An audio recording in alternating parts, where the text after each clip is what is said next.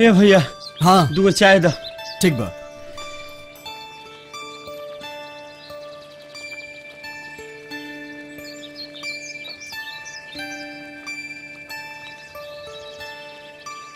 लावा जल्दी चाय ला। इली।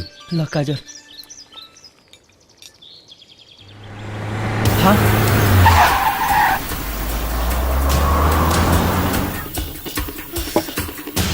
अरे अरे चाय तो पिए दो। कहाँ भाई कहाँ लेके जाता रहो पीछे। हे भगवान।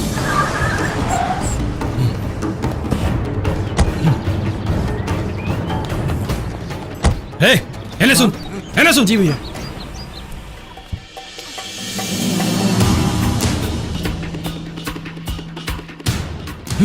ये दोनों के कहीं देख ले हा? नहीं साहब। ना देख ले हा? साले देखिए तो तुरंत खबर करिए। ठीक बा? ठीक बा साहब। चला सन चला।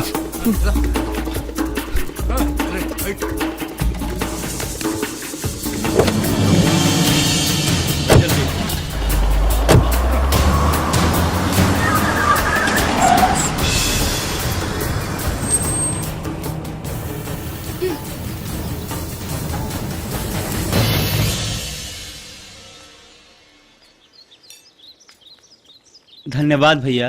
कोनो बात नहीं। काजल आखिर हमनी के कब तक भागल जाई? अब तक कानून के भी सहारा नहीं लिहल जा सकत। भैया बहुत खतरनाक लोग हवे। तुमनी के चैन से जिए न दी हैं लोगन। बस थोड़ा ही दूर पर बॉर्डर पर एला यहाँ रउआ लोगन नेपाल भाग जाई। ठीक कहता है भाई। काजल यहाँ के लोग हमनी के प्यार के संसार ना बसे दी। चला काजल हमनी के भाग चलल जाओ। हाँ काजल वही जे हमनी के शादी करके अपन दुनिया बसावल जाई हमेशा हमेशा खातिर। चला काजल चला काजल।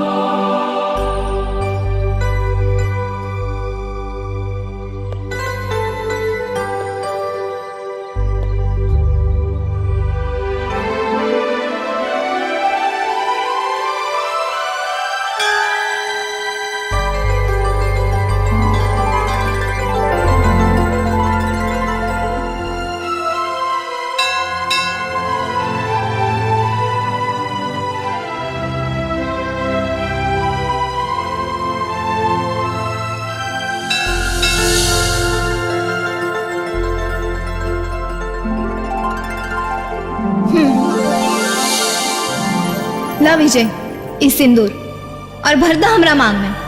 ला विजय ताकि दुनिया हमनी के कबो जुदा ना कर पाई। ठीक कहता रू काजल। हाँ विजय जिंदा रहल जाए तब प्यार करे के मौका बहुत मिली।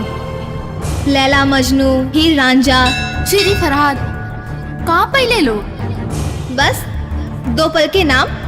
हमनी के नाम से का फर्क पड़ता। हमनी के तो जिंदा रह के बानू बदल जाई दुनिया के मिसाल। जो जमाना से लोग कहत आ रहल बा कि जब प्यार किया तो डरना क्या। लोग हमनी के सच्चा प्रेमी ना डरपोक कही कायर कही। ई का कहता रू काजल? हाँ हाँ हाँ हम ठीक कहता नहीं। प्यार के मतलब ना मर्दगी ना मर्दानगी होला। प्यार छुप छुप के जिए के ना बल्कि डट के मरे के नाम हो। प्यार करने वालों के लिए जीना क्या और मरना क्या। प्यार किया है तो इस जमाने से डरना क्या। हाँ, विजय लेकिन तोहरा का फर्क पड़ता। जायद लई सिंदूर और भर दो हमार मांग में। ला उठाओ और भर दो हमार मांग में।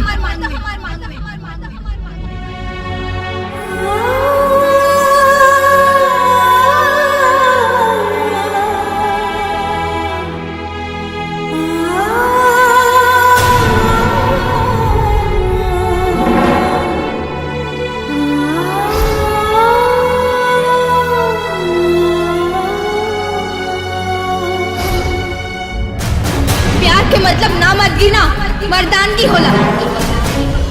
प्यार करने वालों के लिए जीना क्या और मरना क्या। प्यार किया है तो इस जमाने से डरना क्या।